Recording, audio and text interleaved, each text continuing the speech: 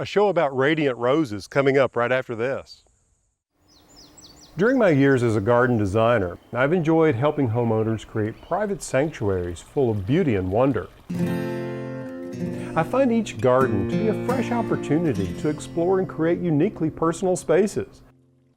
These are just a few of the gardens I've helped transform into garden homes.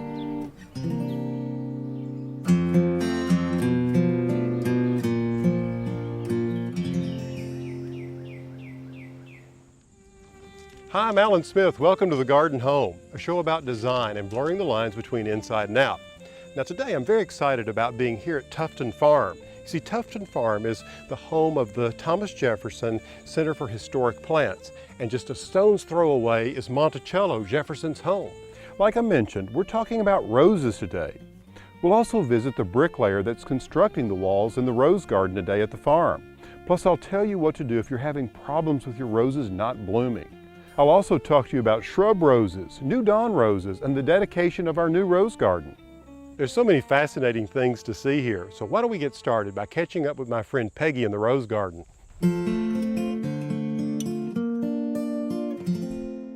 Well, Peggy, as you can see, it's quite a little beehive of activity around here today. Incredible, incredible, mind-blowing.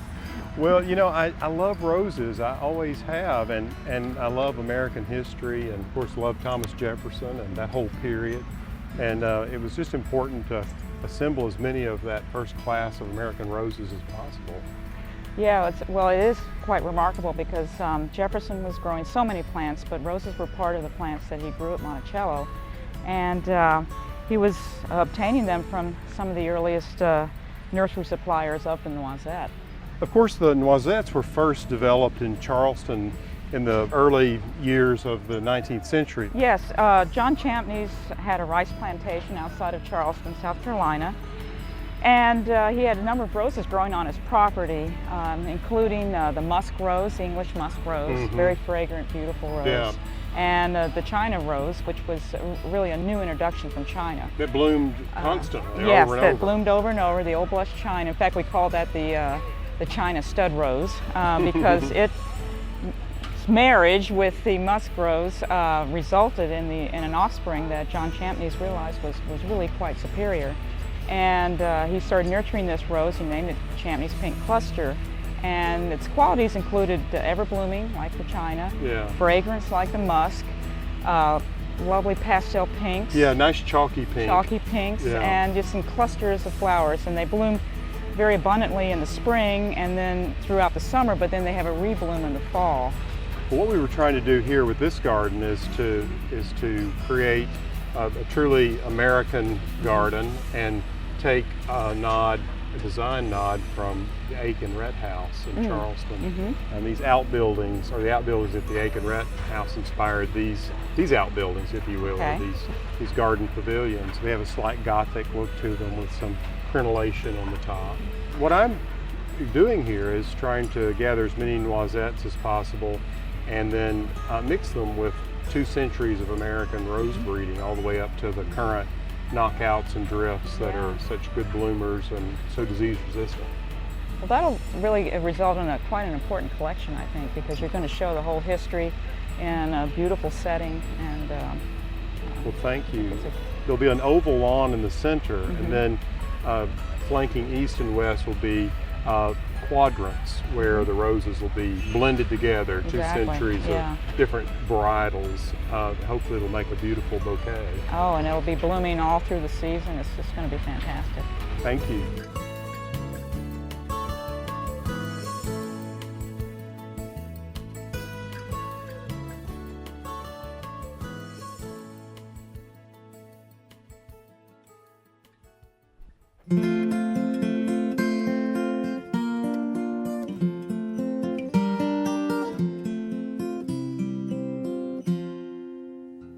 This past spring, Marcus Waquez and his bricklaying team installed all of the brick for the retaining walls and the ramps leading down to the garden, as well as the gates and the buildings.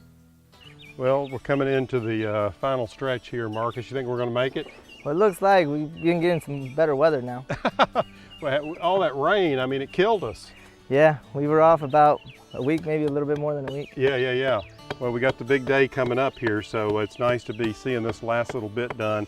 Okay, so what are we doing? Trying to wrap up, finishing up the corner here? Well, we weren't for sure how the actual hill was actually going to feather down or slope down. So what we did is we just left the end open. So once it was completed, we would come in and show just brick. Because actually most of the wall is made by block behind it, and then we just put the front of it with brick. So we weren't for sure, so now we just finish that up. Yeah, well, tell me a little bit about the 11 herbs and spices that you use in your mortar mix, because it looks like it's holding up really well. It's really nothing. We usually use masonry type N, depending on what kind of color you want. We wanted more of a antique color, faded out Yeah, we color. wanted it to look old. Yeah, so we did just regular type N mortar. We use about 16, 17 shovels of sand, regular masonry sand. Per bag? Yeah, per bag. Yeah. And what about the water? I mean, how do you know how much water to add? We usually use about 3/4 of the bucket of water, and then we go from there. We add the sand, I see. we add the mortar. Kind of adjusted accordingly. Yeah, I mean, if it's really, really hot, you actually want it a little bit wetter because it'll dry a lot quicker. What'd you think of the brick itself? Well, I love the way you picked the brick that has the adobe look on it. Yeah. I know from the beginning you said you wanted to make it an antique look. Yeah. So the brick actually played a huge role in that antique look. Right. Because, you know, we were trying to replicate a place in Charleston that dates to about 1835. So we really wanted it to feel like that because the farm dates to 1840, so it's a very close date. And there's some family connections to Charleston, so we were trying to bring those connections here to Moss Mountain Farm. Yeah. Nowadays, the brick, it's actually a mold that they use. The mold is more exact. Back then, they used to just make it out of wood and step on it. Yeah, and that's what they did here. This is a brick variety that's actually made in wood mold, so that's why you get that irregularity. Yeah, and so I really like the way that, you know, the brick that you picked out, just because it's got rough edges. The brick itself is actually pretty rough, but it gives it that really antique look, really old look, which is not. It's just been laid in recently, but it does give it that really old look that I really, really like. And the way that we did the mortar joints is completely different. Normally you use a tool. They got a couple of tools that you can use, but the one we did on this one, we just brushed it. We clean it up and make sure there were no holes, and then just brush it. A very old way of going about it. Yeah. Very well, good. just back then, they sometimes did stucco on top of it. They just use it as a structure plan, you know, like a wall. But nowadays they use it more of a look wall, or look way. How big of a challenge was the main building? Because that's an octagon. It was quite a challenge, mainly because everything's made in 45-degree angles, so it takes a lot of cuts. So all those exterior bricks had to be cut at a 45 and the inside. Right. So we actually had 2 saws going, and it wasn't that bad until you get to the arch area. Then it becomes completely chaos because there's just cuts on the 45s, and then there's cuts on the arches. Well, hey Marcus, you guys were out here. It looked like a Cecil B. DeMille's cast of 1,000. You had everybody working out here, and I just want to tell you how much I appreciate you pushing and trying to wrap it up here today so we can get ready for our big event. Well, it's turning out great. We're hopefully going to finish up here pretty soon, and I'm loving the way it looks. So I'm glad I brought everybody out so I could actually finish it out, but I'm also glad because I'm liking the finished look on it. Well, we're proud you're a part of it. Thanks a lot. No problem.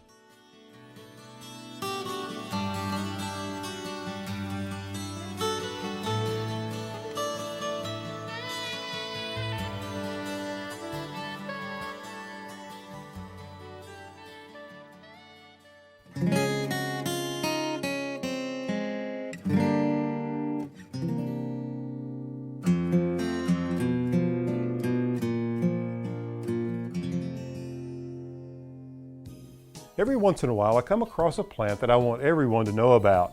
Maybe it's easy to grow, or there's no maintenance involved, or it's particularly beautiful. New Dawn Rose is one of those plants.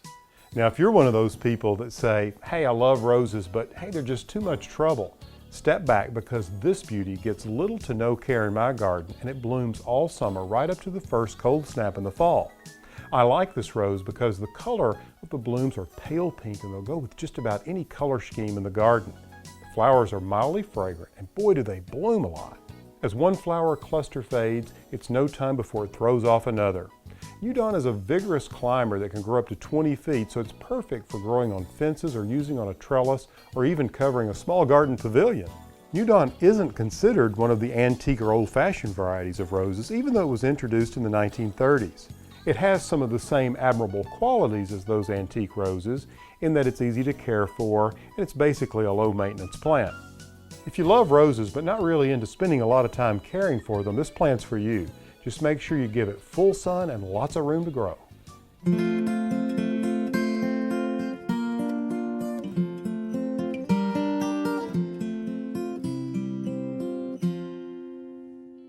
If you're having trouble coaxing your roses into bloom, I can think of a few reasons why.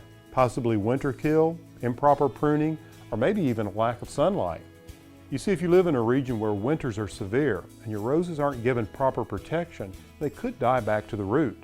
In such a case, the plant may not be able to return the following growing season with enough vigor to produce rose blooms, so make sure they're protected during those harsh winter months. Old-fashioned roses should be pruned with a light hand. Severe pruning or waiting too late in the spring can diminish the bloom production. This is especially true of certain types of roses that flower only once during a growing season. These types should be pruned in the summer after they've flowered and left alone until the next spring. It's important to note that for good bloom production, roses need at least 6 hours of sunlight. Now there are varieties that will flower in partial shade to light shade. For instance, I've had luck with white Medellin and Marie Pavier. Just keep these reasons in mind if you're having trouble getting your roses to bloom. And be sure you take the necessary steps to ensure beautiful blooms for the next season.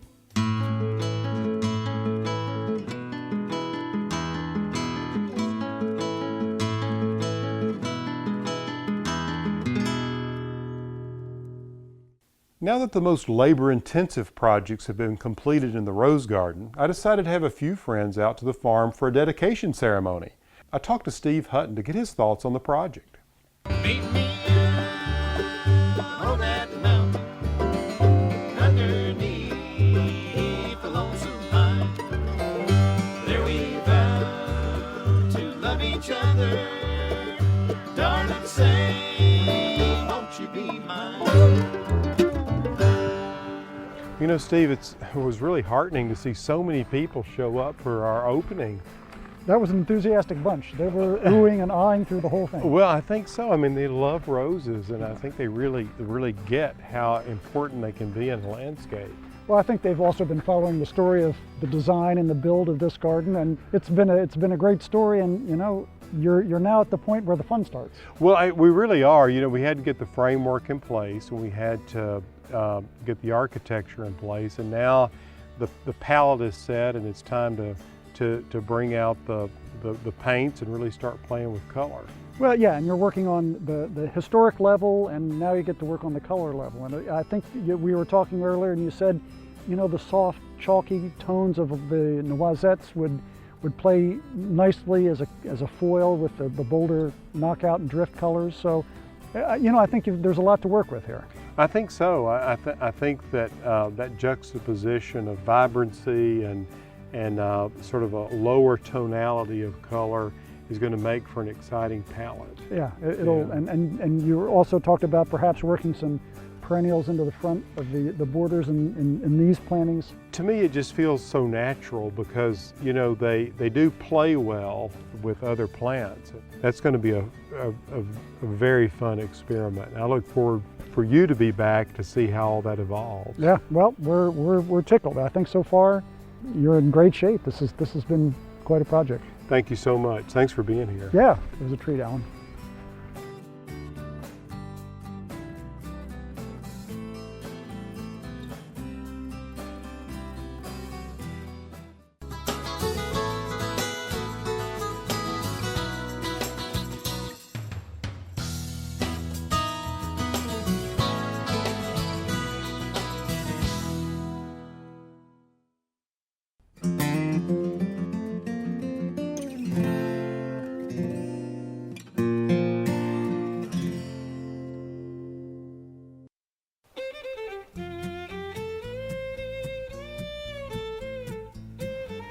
Knockout and drift roses aren't just beautiful in the garden, they can jazz up a tabletop as well. Take this Tablescape, for example. I took these marvelous petite green vases and filled them with mini bouquets of sunny and double knockout roses. Their colors were the perfect complement to these fun polka dot dishes I found at a thrift store. You can also grow knockout roses with rosemary, And with a few simple snips, create a fun and colorful centerpiece or arrangement for any place in the home.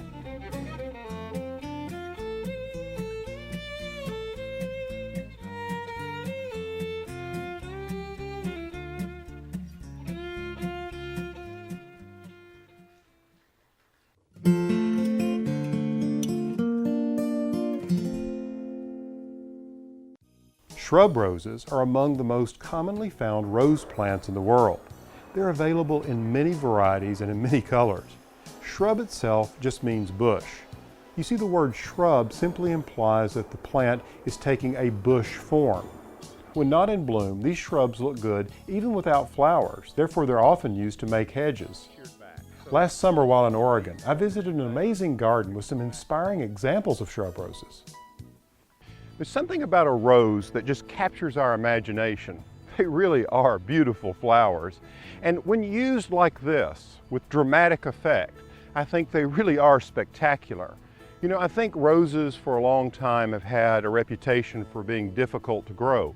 But it really comes down to the type of rose you choose and the genetics behind it. For instance, these are shrub roses. This class of roses has been developed for use in the landscape like this, sort of big, bold drifts of color. Now, what we're seeing here with this drift of red floribunda is that it is ready to be sheared back. So once these blooms fade, you can come back with shears and cut everything back, and what you'll have is the flushing of a whole new series of blooms. It's really quite spectacular. So maybe you don't have room for a big drift of red roses like that. Maybe your color theme is apricot. Look at this. Look at that gorgeous salmon-colored rose planted underneath this variegated shrimp willow. You see, roses are great companions in the garden, not only to woody shrubs and trees, but also to perennials and annuals. One of the favorite areas of my garden is a long bed that I've planted with knockout roses of various colors. There I've planted beautiful buddleias or butterfly bushes in the back, and in the foreground I've planted grasses and coleus as well as supertunias. So if pink isn't your deal, what about white? Just look at this combination. A beautiful carpet rose planted under the feet of this incredible limelight hydrangea. What a combination. And also think about this. Herbs are the perfect companion for roses. They've been grown together for centuries. Take for instance this beautiful English lavender. Or how about this blue African basil in combination with these pink roses? Now, if you're thinking about adding a few roses to your garden, I think it's all in the selection. That makes the difference in whether you're going to be successful or not. Take for instance this old rose. This is one called ballerina. I've grown it for years, and it's been used beautifully here in full bright sun and kept cut low so it makes a nice border around this particular bed. You see, I find roses to be a very good choice for the landscape. You'll be surprised by the flower power they can provide.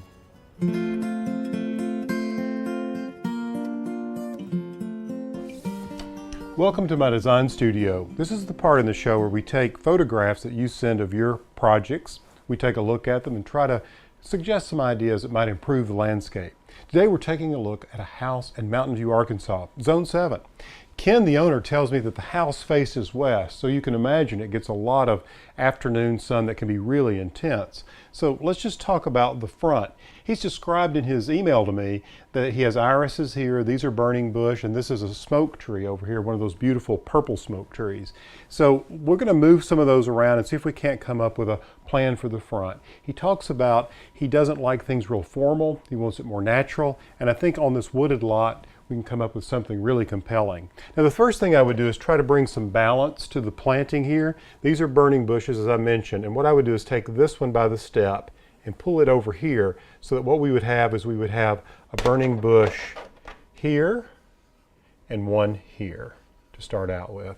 So then that would open up the front, and I'm going to suggest that we do some green velvet boxwoods here and here. You might even do a grouping of 3 of those, Ken, by the front. And think about putting some containers up here on the porch with the boxwoods in those to carry that up onto the porch, that green color, because everything you have up here is deciduous. It's going to lose its leaves in the winter. Now we also have over here a purple smoke tree that I think would be better moved to the center point here. So let's take it away from it being planted here in front of this window. All right, so we've moved some things around. Now I can see that you've planted a little red bud tree here, and it's good that you've put this corrugated plastic sleeving around it to help protect the trunk from the western sun. Now I'm going to erase this so it'll make it a little easier for us to read. We'll get rid of these red marks. So we decided that we were going to do some boxwood here, boxwood here. We'll have the burning bush there and the burning bush there. And we're going to move the smoke tree to the center point here. All right, now let's use a different color, and we're going to talk about adding some things. I'm going to do that in yellow. So you've got this alcove. I would plant one of the fall blooming camellias. You need some evergreen in here. So I would do a fall blooming camellia here on the corner of the house here, and one that would be on this side. So either corner here you'd have camellias, the same way down here on this side, on this end of the, what I assume is the garage. And then at this corner of the house I would plant a fall blooming camellia and one here. And then I would underplant this with just a foundation planting of boxwood to cover the concrete foundation. Boxwood here, and then I would go underneath here, just under that window, into another grouping of boxwood there and there. So that should at least get you started on framing up the foundation. Now it seems to me that we need to have a path that might come along to the front door here. I would do that in big flagstones, natural flagstones, and let them define the bed that would be from the edge of the stone back to the house there. And then what I would do is come out here and add some more trees. This is a beautiful place to sort of frame the side of the house. Let me show you what I'm talking about here. We'll use some red. If we come from this point and we swept around like this and created a bed, and then we came over here and we did the same around this tree and did a large bed. If you added some more trees in the way of like a red bud here and maybe another shade tree here, which would help protect the house from afternoon sun, maybe a sugar maple here. If you frame the house this way, maybe this red bud even hangs out this way a little bit, you're getting a central view of the main block of the house. And then under this, if you get enough shade going, you could plant azaleas under here on either side, and toward the front where they might get a lot of sun, you could plant some loropetalums, which are called Chinese witch hazels, which have beautiful fringe-like blooms in the spring. And in front of all these plantings, then you could add a lot of spring flowering bulbs all along the front edge, and those could be overplanted with a ground cover like winter creeper or vinca minor, which would be very old-fashioned and would fit the traditional style of your house. Ken, I hope these suggestions are helpful, and good luck with your project.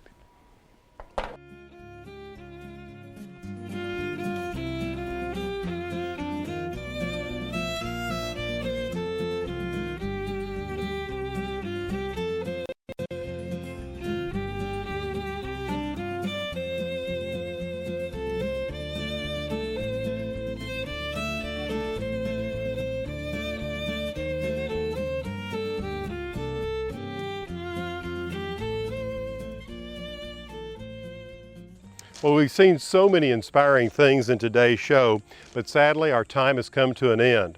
I hope you've been inspired to maybe add some historic plants to your garden. It's a great way to add beauty and history to your garden. Until next time, from the Garden Home, I'm Alan Smith.